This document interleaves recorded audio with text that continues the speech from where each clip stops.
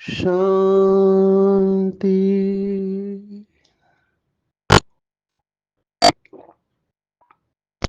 आज 28 अगस्त 2024 भारत में बुधवार है।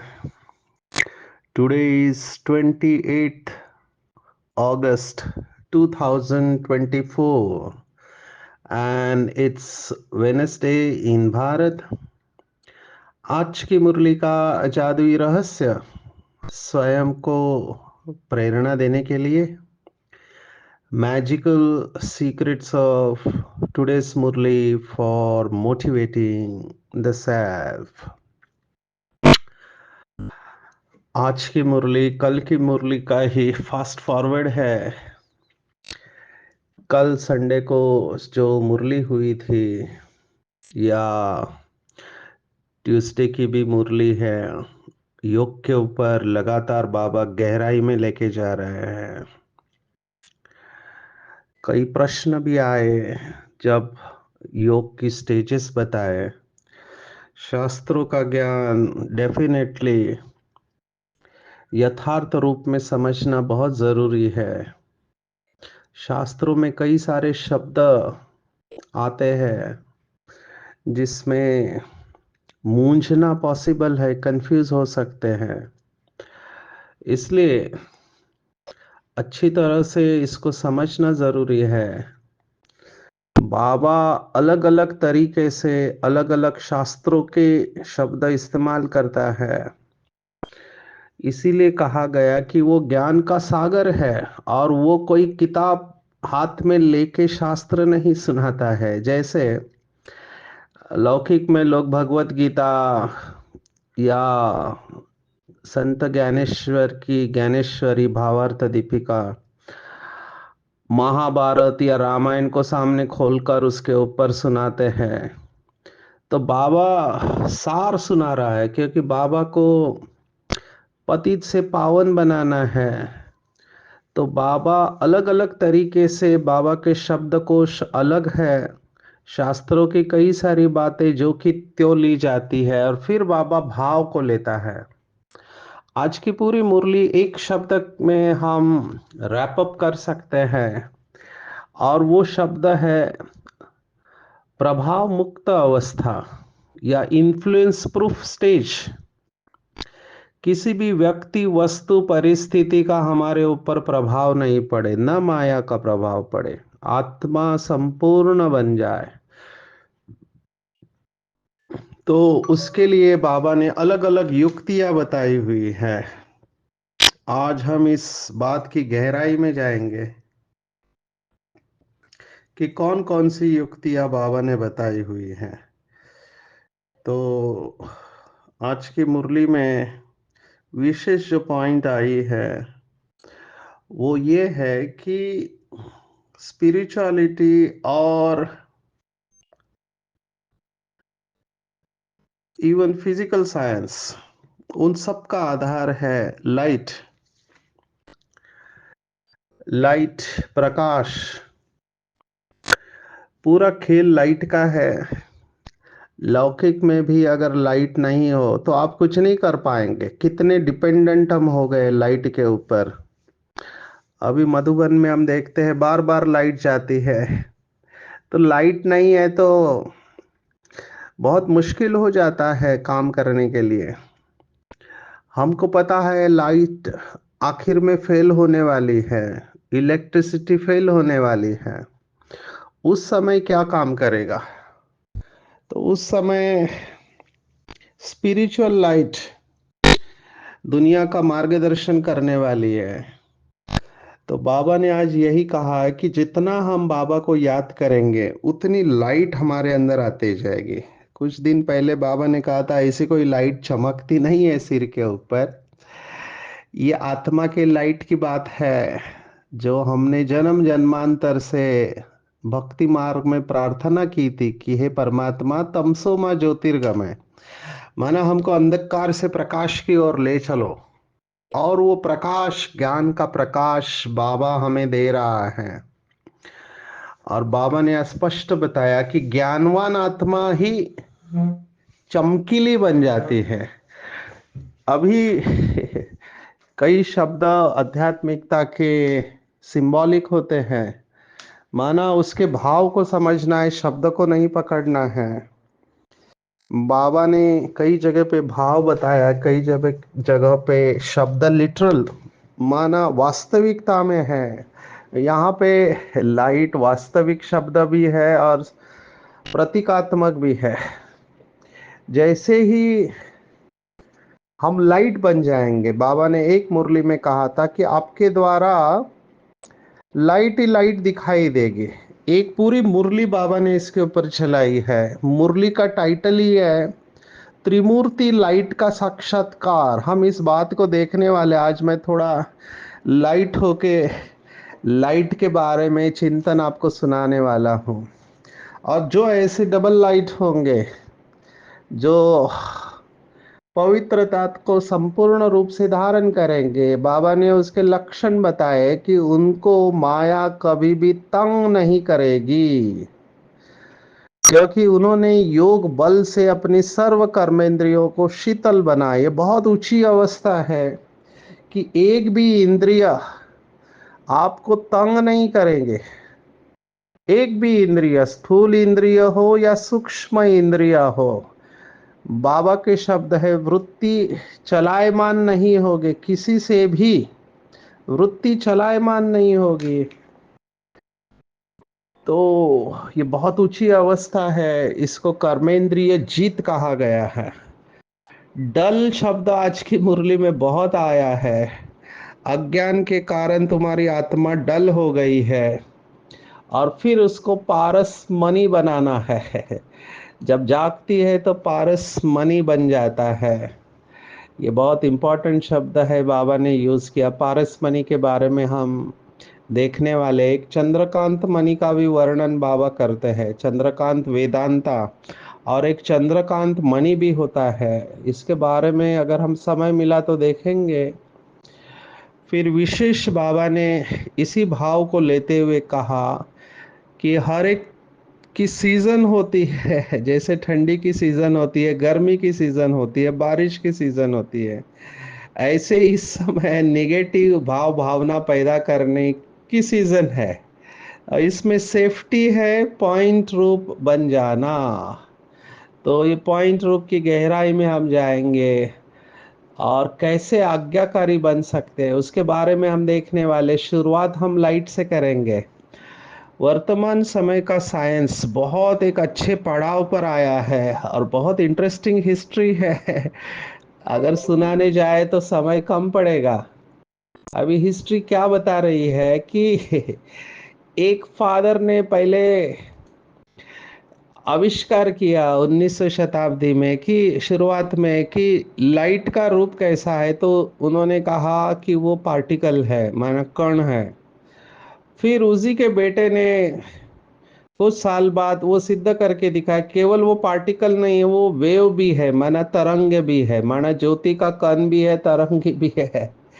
और ये आगे बढ़ते बढ़ते वो अनिश्चितता की तरफ चले गए। जब हाइसेनबर्ग नाम का एक साइंटिस्ट है, उसने प्रिंसिपल ऑफ अनसर्टेनिटी बताया कि आप सत्य को जान नहीं सकते हैं। अभी ये साइंस की सुंदरता है। साइंस की विशेषता यह है कि उनको जो पता है वो कहते हैं हमको पता है, और जो नहीं पता है वो स्पष्ट रूप से कहते हैं कि हम नहीं पता है। तो हाइसेनबर्ग के प्रिंसिपल ने सबको हिला डाला, क्योंकि हाइसेनबर्ग नाम के साइंटिस्ट ने स्पष्ट रूप से कहा कि हम सत्य को जान ही नहीं सकते हैं। क्योंकि हम सत्य को जानने जाते हैं जिससे ये विश्व बना हुआ है, तो सत्य अपना रूप बदल देता है। अभी ये बहुत इंटरेस्टिंग लगा मुझे। जब मैं ये क्वांटम फिजिक्स या भौतिक शास्त्र की शाखा के बारे में जितना स्टडी कर रहा हूँ, उतना सूक्ष्म होते जा रहे हैं।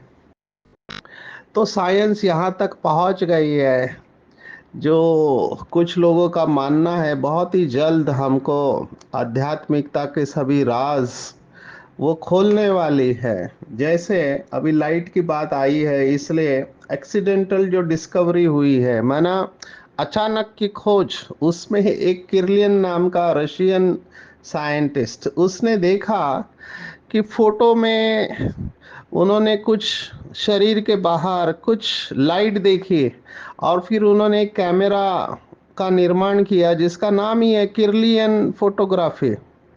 तो जो भारत के ऋषि मुनि कहते थे कि हर एक व्यक्ति का प्रभा मंडल होता है, प्रभा लाइट को कहते हैं, और प्रभा से ही प्रभु शब्द आया है, परमात्मा को प्रभु कहते हैं, जो सबसे चमकीली लाइट है, जिसका तेज सबसे ज़्यादा है। इसलिए सूर्य कोटि सम प्रभा, माना कोटि सूर्यों से भी जिसकी प्रभा या प्रकाश तेज है वो परमात्मा है। ये तो भावना है, लेकिन प्रभा शब्द के बारे में मैं इसलिए कह रहा हूँ क्योंकि प्रभा माना लाइट। तो जिसकी प्रभा इतनी विशाल है, तो उसकी तुलना सूर्य के साथ की जाती है, क्योंकि सूर्य का प्रकाश पूरे विश्व में फैलता है, पूरे पृथ्वी को सूर्य प्रकाशित कर देता है। तो बाबा की ये प्रभा है, और जिन आत्माओं में ये प्रभा आ जाती है, वो अपने प्रभा से प्रभाव मुक्त बन जाते हैं। उनकी पर्सनालिटी मैग्नेटिक बन जाती है, और वो किसी से प्रभावित नहीं होते, बल्कि जो भी आत्माएं उनके संबंध संपर्क में आती है वो प्रभावित हो जाती है। कैसे? तो शास्त्रों में गायन है कि ऐसे योगी होके गए जिनके प्रभा मंडल में कोई आता है, अगर हिंस्र श्वापद, माना फ्यूरियस एनिमल, जो जानवर खाते हैं मांस मनुष्य का या औरों का, इतने हिंस्र श्वापद जिसमें टाइगर है, लायन है, तो ये भी अपनी हिंस्रता को भूल जाते हैं, ये उसकी प्रभा का प्रभाव रहता है। तो ऐसे बहुत सारे परिवर्तन की स्टोरी शास्त्रों में लिखी हुई है, जिसमें अंगुलीमाल का वर्णन है, या वाल्मीकि ऋषि का वर्णन है, जो पहले डाकू थे, लेकिन जैसे ही वो ऐसे प्रभा की छाया में आ गए, देवर्षि नारद ने उन्हें परिवर्तन किया, या बुद्ध की आत्मा ने उनको परिवर्तन किया।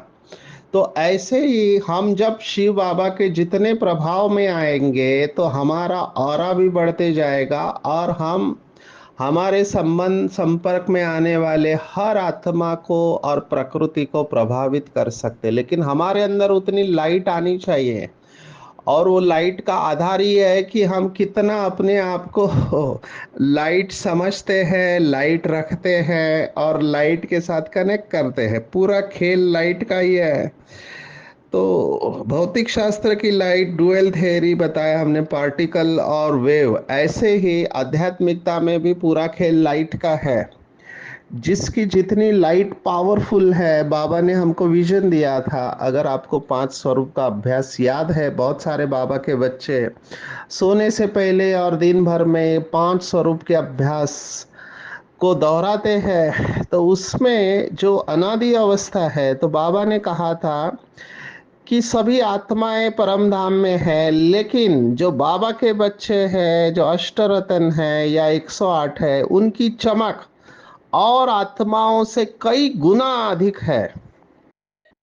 तो कई गुना चमक उनकी अधिक है। तो ये चमक उन्होंने बढ़ाई है। कैसे बढ़ाई है? तो आज बाबा ने कहा, माया न लायक बनाती है, और बाबा बच्चों को लायक बनाते हैं।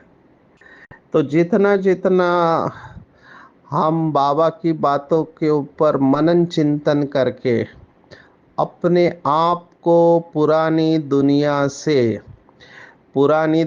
की बातों से, लोगों से, चीज़ों से डिटैच करते हुए, लाइट होकर, मन प्रकाश बनकर, परम धाम में शिव बाबा के साथ अपने बुद्धि को एकाग्र करेंगे, उतना उतना हमारी लाइट बढ़ते जाएगी, हमारे अंदर पवित्रता धारण होते जाएगी। और उसका लक्षण बाबा ने बताया कि सभी कर्मेंद्रियां शीतल हो जाएगी। एक्चुअली पेपर है कर्मेंद्रियों की चंचलता, यही पेपर है। या तो आप अधिकारी है या तो आप अधीन है, दो ही बातें। और बाबा ने स्पष्ट सुनाया है कि जो स्वराज्य अधिकारी है वही विश्व राज्य अधिकारी बनते हैं, जिसका खुद के ऊपर राज्य होता है। खुद के ऊपर राज्य माना केवल ये स्थूल कर्मेंद्रिया नहीं, पर सूक्ष्म कर्मेंद्रिया, जिसको बाबा ने कहा मन बुद्धि संस्कार, ये भी हमारे कंट्रोल में चाहिए, बिल्कुल ऑर्डर में, और वो परेशान नहीं करेंगे योगी को। अभी देखो शास्त्रों में ऐसा गायन है कि पांच के पांचों ही तत्व, माना एक होती है चैतन्य ऊर्जा और एक होती है जड़। तो चैतन्य और जड़ दोनों के ऊपर विजय जो प्राप्त करते हैं वही योगी है। महाराष्ट्र में तो इसको मानते हैं, महाराष्ट्र में संतों की धरनी है। तो संत ज्ञानेश्वर, जिनको बाबा मुरली में भी याद करता है, तो ऐसे कहते हैं कि एक बहुत बड़ा योगी, चांगदेव उसका नाम, जिन्होंने ऐसे कहते 1000 साल तपस्या की और उन्होंने चैतन्य को कंट्रोल कर लिया, माना टाइगर उसको कंट्रोल कर लिया, सांप को कंट्रोल कर लिया। तो उन्होंने जीवित चीजों के ऊपर कंट्रोल कर लिया। और उन्होंने संत ज्ञानेश्वर की महिमा सुनी थी, तो वो उनको मिलने जा रहे थे शेर के ऊपर बैठ के, और उनके साथ सभी उनको, उनकी फौज थी फॉलोअर्स की। अभी ये मूवी में आप देख सकते हैं, संत ज्ञानेश्वर के ऊपर मूवी भी बनी हुई है, पुरानी मूवी ब्लैक एंड वाइट जमाने की, वो देखनी चाहिए। और फिर संत ज्ञानेश्वर को ये पता चलता है, ये सब भाई है चार, ज्ञानेश्वर, निवृत्ति, ज्ञानदेव, सोपान और मुक्ताई, एक बहन और तीन भाई है। ये बैठे रहते किसी पत्थर के ऊपर, और उनको पता चलता है कि इतना बड़ा योगी उनको मिलने के लिए आ रहा है। तो वो खुद कहते हैं कि उनका आना ठीक नहीं, हम ही उनको मिलने को जाते हैं।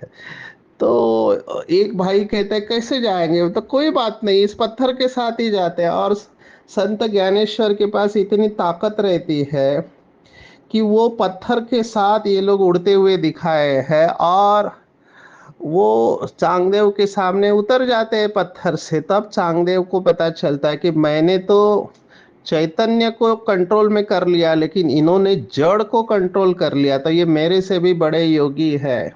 अब ये कहानी है, सत्य है या नहीं मैं नहीं जानता, लेकिन इसका भाव वही है जो बाबा कह रहा है कि एक अपने अंदर की कर्मेंद्रियों को जीतना है, माया को जीतना है, और प्रकृति के पांच तत्वों को भी जीतना है। तो हमारा फाइनल एम होना चाहिए कि कर्मेंद्रिय जीत, माया जीत और प्रकृति जीत। और उसके लिए योग बल होना बहुत जरूरी है। आप सोचो, कोई आत्मा भोजन को कंट्रोल नहीं कर पाती है, माना जीवा उसके कंट्रोल में है नहीं है।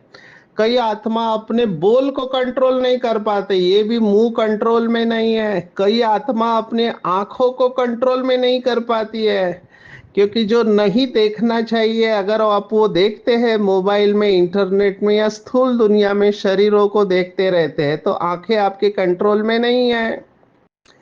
जो नहीं सुनना चाहिए वो सुनते हैं, तो कान आपके कंट्रोल में नहीं है।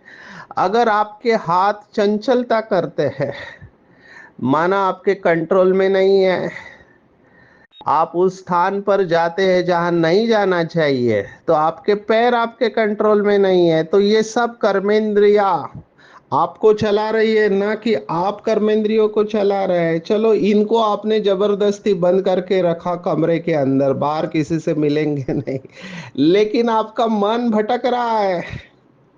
जिसको कल भी हमने देखा, मिथ्याचारी, ये भगवत गीता का शब्द है कि बाहर से दिखाएंगे पवित्र है, लेकिन मन के अंदर विषय वासना चल रही है, तो उसको भगवत गीता मिथ्याचारी कहते हैं। वरना अंदर एक बाहर एक। मुंह में राम बगल में छुरी, ये तो और डेंजरस होते हैं। तो इसका मतलब ना आपकी स्थूल कर्मेंद्रिय कंट्रोल में न सूक्ष्म है, तो आप अधिकारी कैसे होंगे। लेकिन योगी जो होगा, वो जितना बाबा के साथ योग लगेगा, उसकी एक एक कर्मेंद्रिय सरेंडर करेगी, योगी को सरेंडर करेगी। मैं ये सरेंडर शब्द इस्तेमाल कर रहा हूँ क्योंकि दादी जब अव्यक्त हुई थी तो बाबा ने मैसेज दिखाया था, मैसेज में कि पांचों ही तत्व और माया, माना सभी विकार भी दादी को हार पहना रहे। माना उन्होंने उसको विजयी घोषित किया, मान लिया कि ये राजा है, इन्होंने हमारे ऊपर जीत प्राप्त की है। तो हमको भी ये लक्ष्य रखना है, मम्मा बाबा दादिया जिन्होंने अपनी अवस्था को इतनी ऊंची बनाया, हमको भी तपस्या से इन सब कर्मेंद्रियों को जीतना है। ये इतना इजी नहीं है, वी मस्ट एक्सेप्ट दैट। लेकिन मैं कहूँगा असंभव भी नहीं है, कठिन ज़रूर है।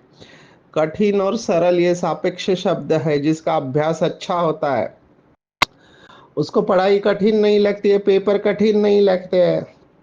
जिसकी पढ़ाई नहीं है उसको हर बात कठिन लगती है। आज बाबा ने कहा पढ़ाई में एक रस मार्क्स कभी होगी नहीं, इसलिए कहा गया है कि ब्राह्मणों की माला नहीं बनती। आज देखो तो अवस्था बहुत अच्छी है, और फिर अचानक क्या हो जाता है, कौन से पुराने संस्कार जागृत हो जाते पता ही नहीं चलता है। मुझे बहुत लोग यही फीडबैक देते हैं, कुछ दिनों तक अवस्था बहुत अच्छी रहती है लेकिन अचानक फिर क्या हो जाता है हमको समझ में नहीं आता है, अवस्था एकदम खराब हो जाती है। इसलिए बाबा ने कहा एक रस नहीं रहती है अवस्था। जितना जितना हम परमात्मा से सर्व संबंधों का रस खींचेंगे, जितना जितना बाबा और बाबा के द्वारा सुनाई हुई बातें हमारी बुद्धि में चलती रहेगी, उतना अवस्था एक रस रहेगी। तो इसके ऊपर चिंतन करेंगे कि क्या मेरी कर्मेंद्रिया मेरे नियंत्रण में है। अगर नहीं है तो उनको कंट्रोल में रखेंगे, बाबा को याद करेंगे। जितना जितना पवित्र बनते जाएंगे, उतना बाबा ने कहा कि आयु भी बड़ी होगी, हेल्थ वेल्थ और हैप्पीनेस होगा। आज बाबा ने भगवत गीता का चौथे अध्याय का श्लोक भी याद किया है, कर्म अकर्म और विकर्म। अभी कलयुग में हर कर्म विकर्म होते हैं, सतयुग में अकर्म होते हैं।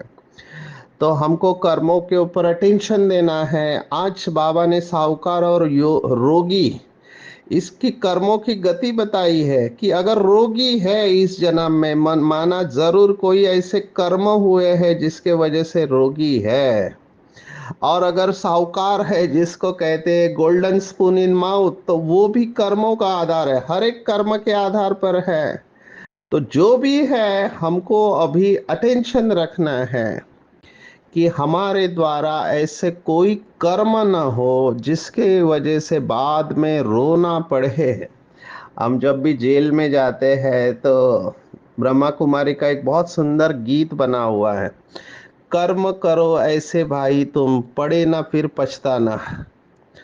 तो हमने पहले भी देखा, मैं फिर से इसको अंडरलाइन करा रहा हूँ, भगवत गीता कहती है कि जो कर्म शुरुआत में अमृत के समान, बर्बाद में विष के समान प्रतीत होता है, वो माया का ट्रैप है। इसको अच्छी तरह से समझो। माया इंद्रिय सुखों में बांधने की कोशिश करती है तो पहले आकर्षित करने की कोशिश करेगी। हर एक को अपनी कमी कमजोरी पता है, कौन सा विकार है हर एक को पता है। तो चेक करना चाहिए कि मेरे अंदर कौन सी कमी और कमजोरी है। एक डोमिनेंट अवगुण होता है, मैं शब्द इस्तेमाल कर रहा हूँ, डोमिनेंट माना मुख्य अवगुण होता है। किसी के अंदर काम विकार होता है, जो मेजॉरिटी में बाबा ने कहा काम विकार परेशान करता है। कुछ लोगों में क्रोध का विकार होता है, बहुत परेशान करता है, बात बात में गुस्सा आता है, चिड़चिड़ा स्वभाव होता है। कुछ लोगों में लोभ होता है, आसक्ति होती है। कुछ लोगों में मोह का विकार बहुत तंग करता है। कुछ लोगों में अहंकार होता है, अहंकार से भरे हुए होते। बाकी उनके बाल बच्चे भी है, जैसे ईर्ष्या, ये क्रोध का ही प्रकार है। आलस्य आलस्य और अलबेलापन ये भी विकार है। तो चेक करना चाहिए कि कौन सा विकार मेरे अंदर डोमिनेंट है, वही विकार लास्ट में फेल करेगा। कई बार ऐसे भी होता है कि विशेषता ही अवगुण बन सकती है। अभी ये बहुत सूक्ष्म है। विशेषता ही अवगुण बन सकता है, इसके ऊपर चिंतन करना बहुत सूक्ष्म है बात। विशेषता का अभिमान आ जाता है और वो अभिमान ले डूबेगा। तो चेक करना चाहिए। मैं ये सब प्यूरिटी की बात कर रहा हूँ क्योंकि बाबा ने आज कहा जितना पवित्र बनेंगे उतना प्रकृति दासी बनेगी, जितना पवित्र होंगे उतना आयु बढ़ेगी, और जितना पवित्र होंगे उतना लायक बनेंगे, नहीं तो न लायक बनेंगे। तो बाबा के शब्द या तो अलायक है या न लायक है। एक विशेष पवित्रता की बात आपको कनेक्ट करते हैं कि कुंभ के मेले में बाबा ने कहा नागे लोग है दवाई खा के कर्मेंद्रियों को ठंडा करते हैं। अभी ये प्रैक्टिकल अनुभव हमने देखा। नासिक के कुंभ मेले में स्टॉल लगाया था नशा मुक्ति का, और हम उधर बैठे थे तो बहुत सारे साधु लोग वो चरस गांजा अफीम वो सब लेके वो बॉक्स में डालते थे। तो मैं वहां पे बैठा इनको देखता था, उनका काउंसलिंग, तो मैं उनको पूछता था कि आप सबने तो भगवान के लिए पूरी दुनिया छोड़ दी है, आप सन्यासी है, तो आप ये नशे की चीजें ये चरस गांजा क्यों इस्तेमाल कर रहे हैं? तब उन्होंने स्पष्ट रूप से मुझे कहा, दो सन्यासियों ने, कि हमारी कर्मेंद्रिया हमको बहुत परेशान करती है और ये लेने के बाद हम एकदम सुस्त हो जाते हैं। तो कर्मेंद्रिया चलायमान नहीं होती है, नहीं तो फोर्स होता है। देखो ये बाबा की बात स्पष्ट बाबा कह रहा है। आप सोचो हम तो ड्रग्स नहीं लेंगे, बाबा के कई बच्चे ये जब माया का फोर्स बढ़ता है तो गिव अप कर लेते हैं और सोचते हैं हम पवित्र नहीं रह सकते। तो कर्मेंद्रियों को ठंडा करने के लिए, कर्मेंद्रिया चलायमान नहीं हो इसके लिए लोग दवाइयाँ खाते हैं। हमको योग में रहना है, थोड़ा भोजन के ऊपर ध्यान देना है, दृष्टि वृत्ति के ऊपर अटेंशन रखेंगे और बाबा की याद से हम कर्मेंद्रियों को जीत सकते हैं। ऐसे बहुत बाबा के बच्चों का अनुभव है। विशेष आज बाबा ने सीजन को याद किया है। बहुत सुंदर लगा मुझे बाबा का ये ज्ञान बताने का तरीका, इतना सिंप्लीफाई करके बताया कि हर सीजन होती है। जैसे बारिश की सीजन अभी चल रही है तो बारिश में छाते रेनकोट आदि का अटेंशन हम रखते हैं। हम तो आए नहीं है मधुबन में, बारिश गिर रही है छाता नहीं है तो भीग जाते हैं। सर्दी आएगी तो हम गर्म कपड़े रखेंगे कि ठंडी में हमको ठंडी नहीं लगे। ऐसे ही वर्तमान समय बाबा ने स्पष्ट कहा, भगवान देखो बता रहा है रिजल्ट, कि मन बुद्धि में निगेटिव भाव और भावना पैदा करने का विशेष कार्य माया कर रही है। इसलिए इसके लिए भी पहले से विशेष सेफ्टी का साधन अपनाओ। इसका मतलब बाबा को पता है कि ऐसी परिस्थितियां निर्माण होगी जो न चाहते हुए भी मन के अंदर निगेटिव भाव और भावनाएं पैदा होने वाले हैं। तो बाबा हमको समय के पहले तैयार करता है, अलर्ट कराता है। अभी ये पुरानी मुरली है, अव्यक्त मुरली है। बाबा ने सॉल्यूशन बताया, इसका सहज साधन है, एक पॉइंट स्वरूप में स्थित होना और कोई भी चीज काम नहीं करेगी। आश्चर्य होगा या क्वेश्चन मार्क होगा तो फेल हो जाएंगे क्योंकि सेकंड का पेपर होगा। तो ये बहुत संकल्पों के केसेस मेरे पास आते, कहते एक से दूसरा संकल्प, दूसरे से तीसरा चलता ही रहता है, रोक नहीं पाते। जब गुस्सा आता है या काम का वार होता है तो ये बहुत फास्ट स्पीड से चलने वाले थॉट्स हैं। तो इसके लिए बिंदु रूप का अभ्यास चाहिए, तभी विशेष आत्मा बनेंगे। और दुआएं अगर लेनी है तो हर संकल्प और बोल और कर्म में बाबा को जी हजूर करना है, तो हजूर हमेशा हाजिर होगा और हमारी विजय होगी। तो आज की पूरी मुरली में टेक होम अगर आप मुझे कहते हो तो उत्तम पुरुष बनने के लिए योग का बल बढ़ाना है, आत्मा को पवित्र बनाना है, कर्मेंद्रियों से कोई भी विकर्म नहीं करना है। हालांकि माया प्रेशर डालने की कोशिश करेगी, कर्मेंद्रिय बुद्धि के ऊपर प्रेशर डालेगी, क्योंकि बुद्धि के परमिशन के बगैर आत्मा कुछ नहीं कर सकती। लेकिन डट कर खड़ा रहना है। युधिष्ठिर हमारे साथ में है, माना युद्ध में स्थिर करने वाला परमात्मा शिव बाबा हमारा उस्ताद है। डरना नहीं है जब माया का वार होता है। न्यारे और प्यारे रहना है, ज्ञानवान बनना है, सुजाग बनना है। आत्मा रूपी ज्योति में ज्ञान का घृत डालते रहना है और पॉइंट स्वरूप में स्थित रहना है। जितना पॉइंट स्वरूप में स्थित होके बिंदु रूप बाप को याद करेंगे, उतना लाइट आती जाएगी और उतना कर्मेंद्रिया हमारे नियंत्रण में आएगी, आज्ञाकारी बनेंगे। तो हजूर हमारे साथ में रहेगा और हर बात में हमारी विजय हो जाएंगी। अच्छा, ओम शांति।